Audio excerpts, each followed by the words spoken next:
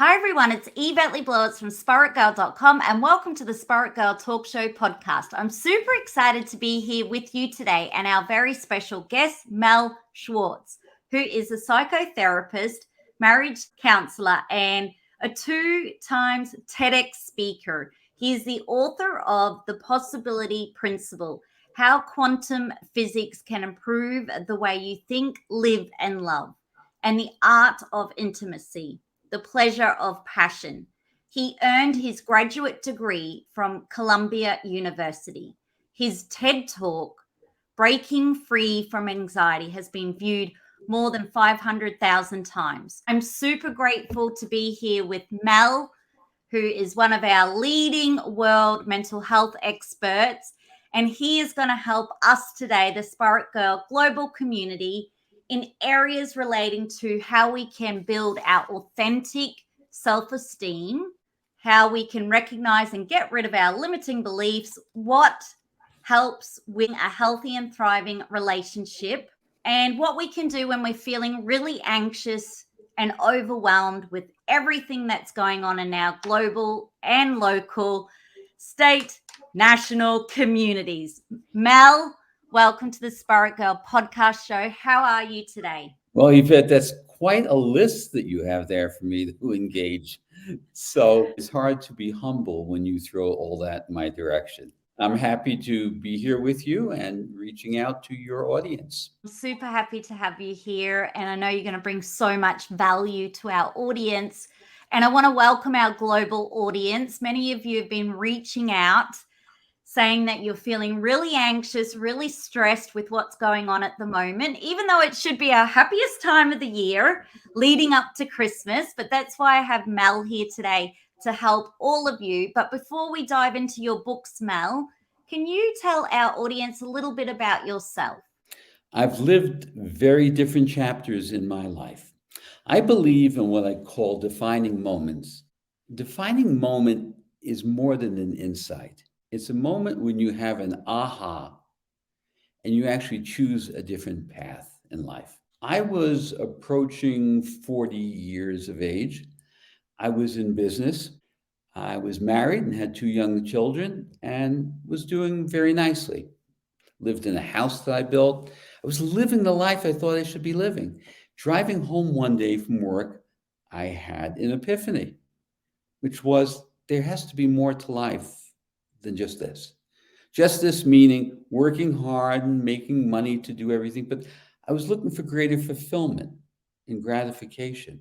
So by the time I got home, I was clear that I was going to close my business.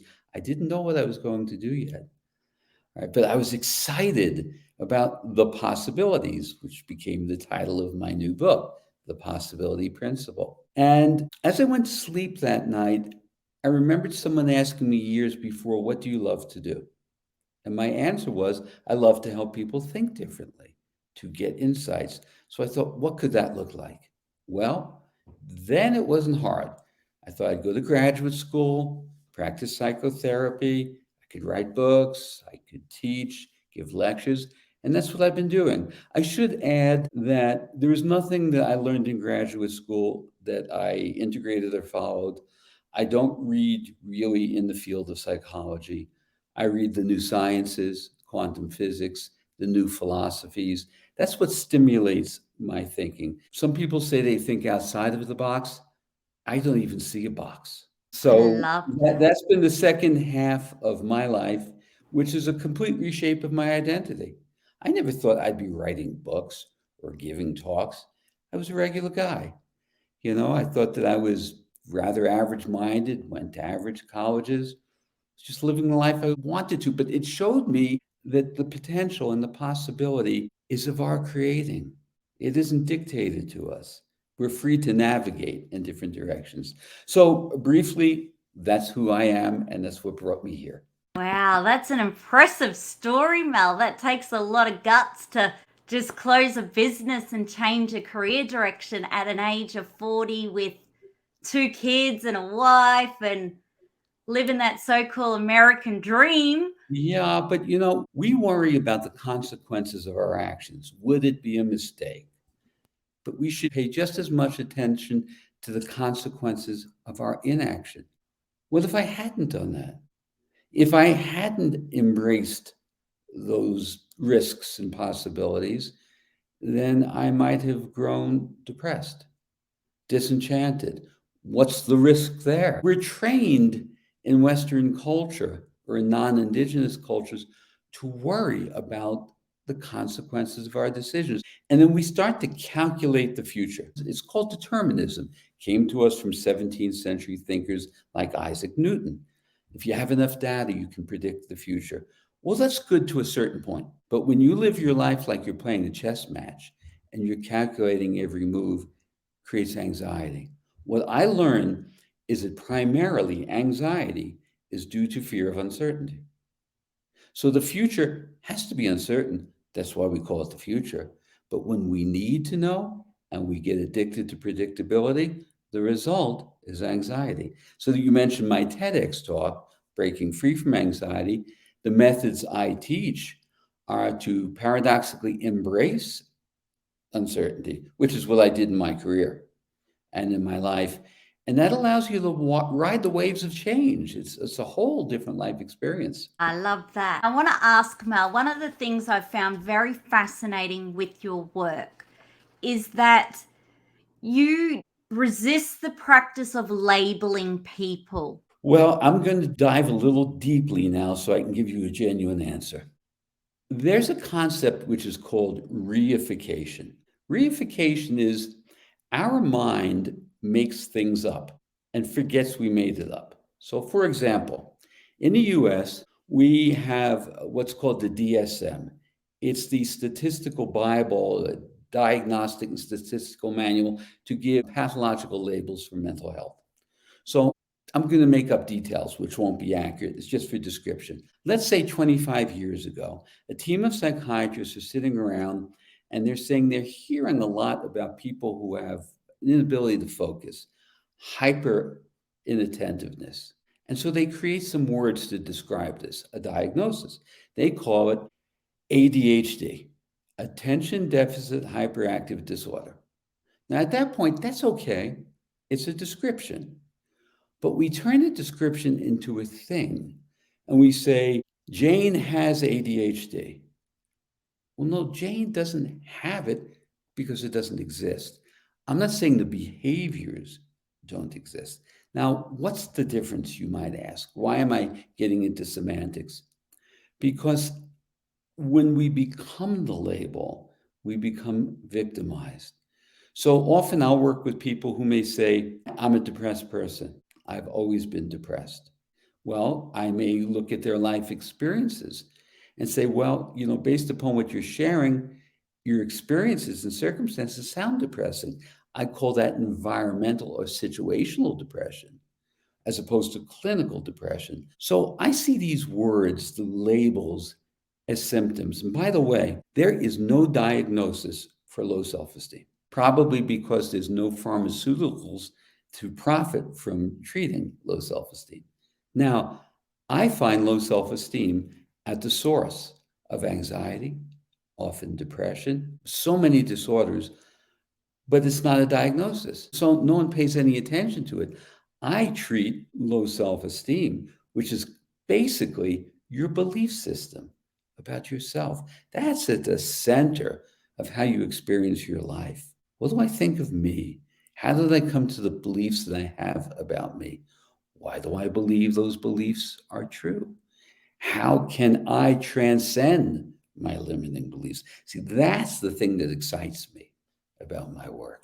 I love that. We still struggle with the mental health stigma. I remember growing up in my teens and we'd go past a hospital and it was a psychiatric ward and people would say, that's the madhouse, the crazy people. And when you grow up in that environment, hearing that in the community, of course, people then who get labeled with having anxiety or depression growing up in that era don't really want to tell everybody. Well, on occasion, people will ask me, do they need therapy? And my answer might be, it's the wrong question. Question should be, could I benefit from therapy? Many areas in the US have turned the corner, at least urban centers have. whereby it's not embarrassing to say that you're in therapy. In fact, in some places, it's a bragging point. I've seen therapists throughout my life. It's like having a coach in a sport or a trainer in the gym to help you work out. Life is hard. Why wouldn't we take advantage of somebody to assist us in navigating life? What you're talking about, Yvette, goes back to the self-esteem issue. You see, the heart of self-esteem is we get the wrong messages about self-esteem, like act strong, show no weakness. That's just the opposite of self-esteem, because acting strong is acting. So acting is weak. You're making believe. Paradoxically, to share your insecurity or your vulnerability is actually strong, because it means you're being honest and transparent, and you're not worried about what other people will think of you. So if you're not setting anyone else up as your judge, you're powerful. But if you're worried about what other people will think and you're hiding your insecurities, that just eviscerates self-esteem. And Mel, in the pandemic, people are talking about their Zoom therapy sessions. I think that technology makes this such a different experience. When the pandemic began, I remember counseling people who were having a very hard time, saying, if this pandemic had happened when I was a boy, we had no cable TV, no cell phones, nothing digital. We had 7 TV channels.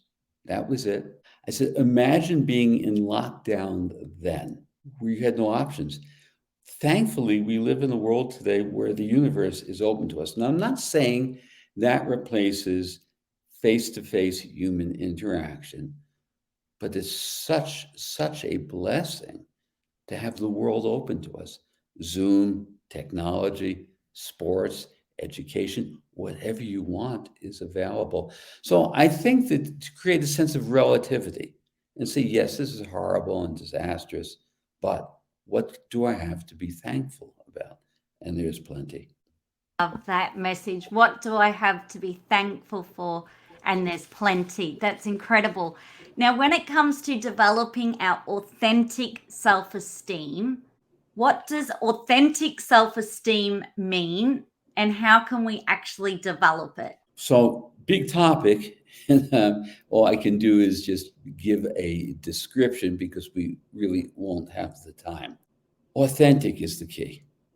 So, most of what we call self-esteem, I think it's a misnomer, and I call it other esteem. If you ask most people what gives them self-esteem, they might say being successful, being popular, having lots of friends. But those things don't come from self, they're outside of us.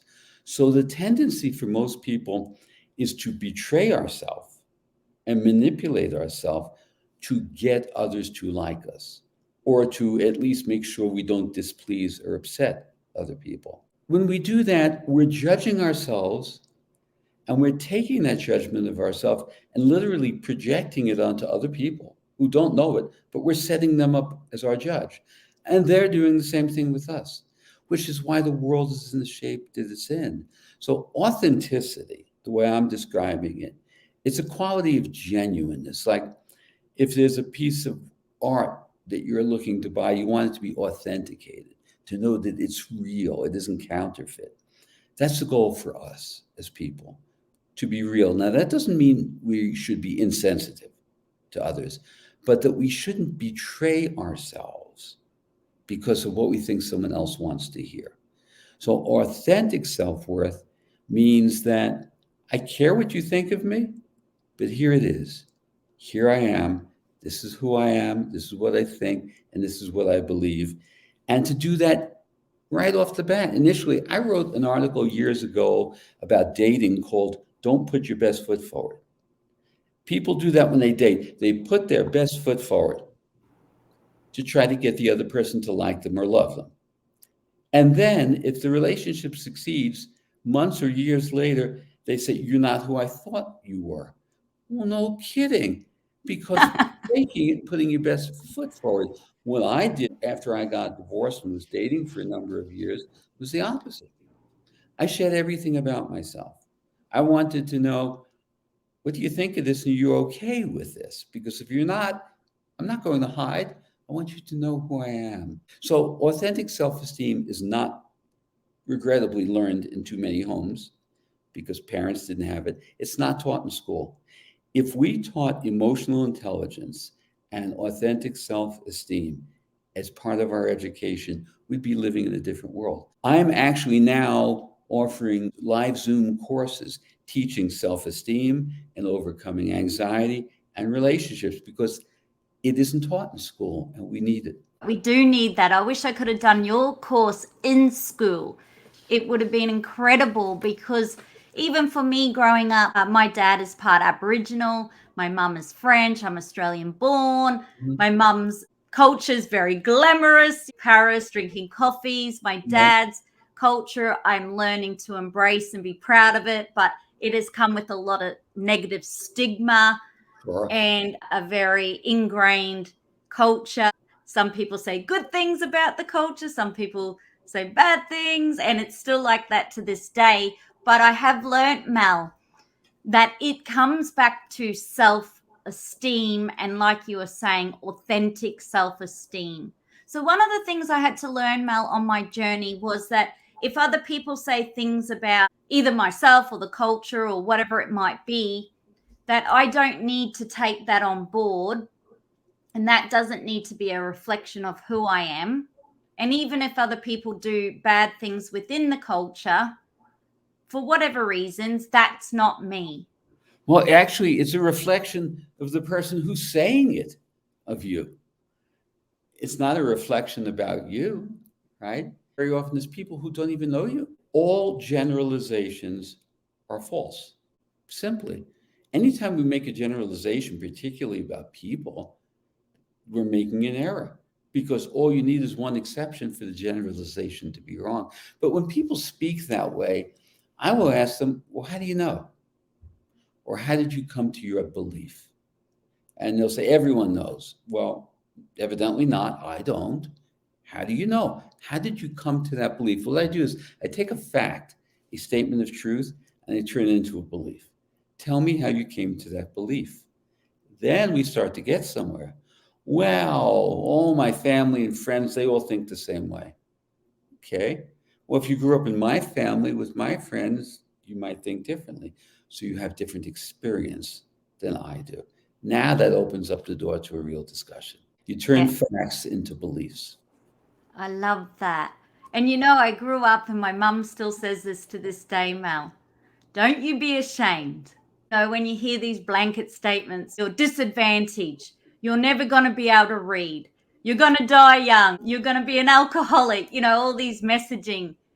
And I remember thinking, well, hang on a minute. I don't have to be that. Even if someone says it, it doesn't mean I have to take it on board and become it. Is that an important thing, Mel? It's the belief that you can summon into your life whatever you choose, that the possibilities are there for you. Now, you're speaking here about a cultural identity. That's a little more challenging.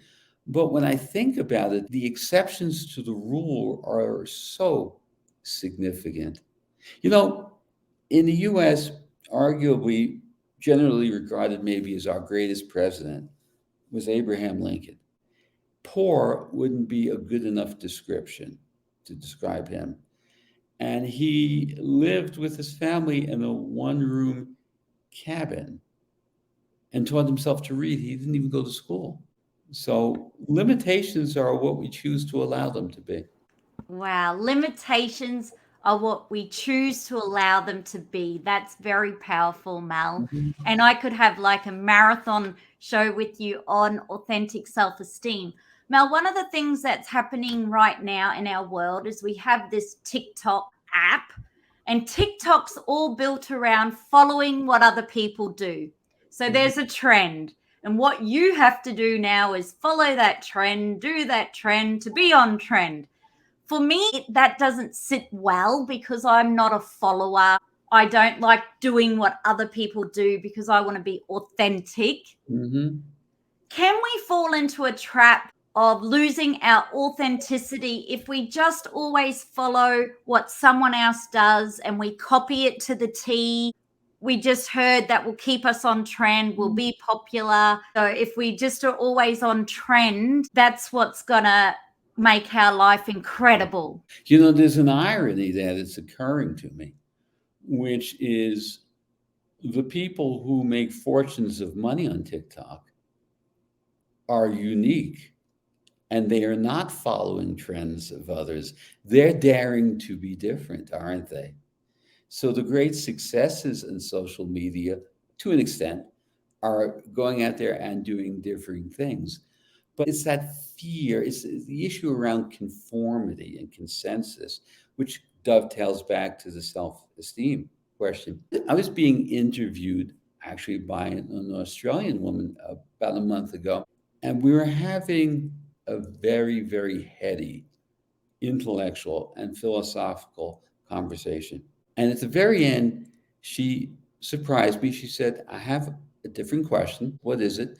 She said, if you could spend a little time with anyone you wanted who had passed away, who would it be? And so I thought for a moment, and I had a challenge in my mind, which is I could offer some great, brilliant intellectual and be consistent with the image I was portraying, but I realized it would have been insincere because it wouldn't have been the truth. So in that moment, I was able to check into my authenticity and share the truth. And so I said to her, Frank Sinatra. And she was blown away. Frank Sinatra, what do you? So I explained why. But the point was, I had to insist that I not hide behind trying to sound like an intellectual, right? Which is, no, the truth is, I'd like to have spent some time meeting him and talking with him. Well, that's incredible that you shared the truth in that moment. So if we go back inwards and then we listen to what's really coming from within and respond with that versus what we think aligns with what the person might expect or our career. Yes. Because, Yvette, the question is, why are we subordinating ourselves? Think about a seesaw. As kids, we were on seesaws. When you go into the down position, that means the other person's in the up position. Well, low self-esteem, or what I call other esteem, is going into the down position. Why would I do that? That doesn't make sense. To worry about what you think others think of you. And who are those people that we're elevating to such importance? I mean, if you meet someone in your life who you think has real wisdom, which would be unique, okay, it makes sense that you're aware and care what they think. But regular people who are no different than we are, they have insecurities and self-doubt. So you see, we end up all hiding from one another. And that's a horrendously damaging thing to do. We end up hiding from each other, and we don't want to do that. You are an expert in relationships, and when it comes to sustaining a healthy and thriving relationship, we're coming up to Christmas. We're going to be hanging out with our family and friends. Now, sometimes when we're with our family, traditionally at Christmas, that can be a bit heated, a bit tense, a bit awkward for some families. Other families, it's a joy. Mm-hmm. And then we sadly have people who are on their own for Christmas, maybe don't have anyone to hang out with. But when it comes to actually relationships, what would be a couple of key things that really we could try or that you feel are the underpinning for a healthy, thriving relationship? Don't try to win. If there's a disagreement or you see things differently, if you need to win, that means the other person needs to lose. Well, how's that going to work out? It doesn't. So I've created some techniques, particularly for couples. One of them I call the 5% rule, which is ordinarily, if you're in a disagreement or a conflict, an argument, the moment you hear something, you're preparing your rebuttal. Everybody's trying to win. I say we need to do the opposite. Try to find some small percentage of what you're hearing that you can agree with. Take everything else and just put it up on the shelf for the moment. You can get back to it. Find some small percentage of what you hear and validate it and agree with it. Now that shifts the energy. Now the other person feels heard and understood. They're in a position to listen to you. So communication is the heartbeat of a relationship. Now, the error we make is we speak objectively around facts. Doesn't work. Being a fan of quantum physics, I've learned that reality has no objectivity because nothing is apart from anything else. It's all inseparable one. So if there's no objectivity, then we shouldn't be making statements like you are or I am. We should be speaking through the place of feelings because feelings aren't right or wrong. So it might sound, instead of saying you are so insensitive, which will get you nowhere, you'd say, there are times when I really want to be understood and I just feel like you're not tuned in, caring about how I feel. And that makes me really sad. That's an opening to a conversation. I feel. Do you care how I feel? Don't argue truth or facts. Ask, do you care how I feel? Express feelings, not facts. Facts belong in the courtroom. Feelings belong in the bedroom. I love that. Facts belong in the courtroom. Feelings belong in the bedroom. And Mel, what do you think when it comes to this pandemic? Are people finding relief as we go into the second year of the pandemic? Or is it a case of if we got our anxiety triggered in the first year, we still need to keep working on it? How does this work in the pandemic? Because it's all new to us. It's all new to me as well. Well, of course, we can't lump people together because we come in different sizes and shapes and educations and financial reality. So, so the people who I work with as a therapist are very fortunate people. They're highly educated and they're high income earners, and they're actually benefiting from not having to commute to work anymore. They can do their work at home. Also, in the US, this may not be the case in Australia, 500,000 people have quit their jobs and have gone into business for themselves, doing different gigs from home. And it's been very freeing. But in the case of a lockdown, which we certainly experienced here early on, I think that once we get past fear, because in the US, there was an enormous amount of fear. We've had probably nearly 800,000 deaths. In Australia, your deaths are very few, aren't they? Yeah, they're a lot lower, of course. Right. Yeah. So it's not the fear of death there. It's the fear of the loss of your normal life.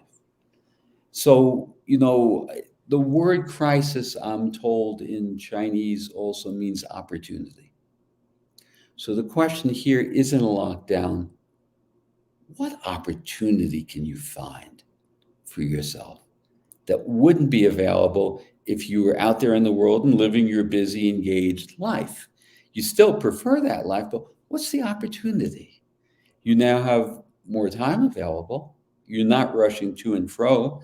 Maybe you'll learn to meditate or do yoga or reach out to people you didn't have time to reach out to before and cultivate those relationships, although you'll be doing it now on Zoom or on an iPhone, but there's an opportunity underneath it.